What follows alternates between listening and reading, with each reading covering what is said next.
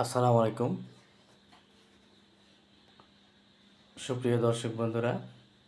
আমি আজকে যে বিষয়টা আলোচনা করতে যাচ্ছি, আজকে দীর্ঘদিন পর বাংলাদেশ এবং পাকিস্তানের মধ্যে উচ্চ পর্যায়ে পররাষ্ট্র মন্ত্রণালয়ের মধ্যে যে আলোচনা হচ্ছে, আমার কথা হচ্ছে হোক।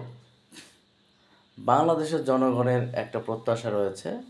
পাকিস্তান যেহেতু 1971 সালের আগেই পারমাণবিক বোমা শক্তি রাষ্ট্র হিসাবে পরিগণিত হয়েছে, তো আমার ব্যক্তিগত মতামত সেই হিসাবে কিন্তু তখন বাংলাদেশটাও পাকিস্তানের অংশ ছিল।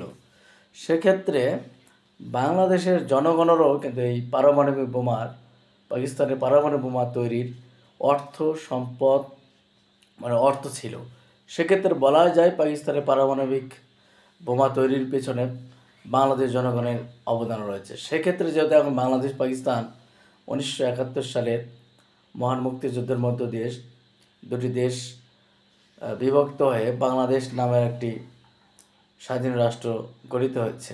এখন যেহেতু পাকিস্তান আবার বাংলাদেশে আসতেছে সম্পর্ক উন্নয়নের ক্ষেত্রে, আমরাও তাদের সাথে সম্পর্ক উন্নয়ন করব। কিন্তু একটা কথা হচ্ছে, তারা যদি আমাদেরকে যেহেতু ভ্রাতৃপ্রীতম মনে করতেছে, রাষ্ট্র মনে করতেছে, তাহলে আমাদের একটা প্রাণের দাবি, আমরা তারা যদি আমাদেরকে ভাই মনে করে, তাহলে আমাদের একটা প্রাণের দাবি, বাংলাদেশের মানুষের প্রাণের দাবি, তারা আমাদেরকে পারমাণবিক বোমা তারা তৈরি করেছে, সেই ফর্মুলেশনটা আমাদেরকে দেখ। আমরাও বিশ্বের বুকে পারমাণবিক শক্তিধর হিসাবে আত্মপ্রকাশ করতে চাই। তারা যদি সঠিক আমাদেরকে বন্ধু অথবা ভ্রাতৃ ভাই মনে করে, আমাদের একটাই দাবি,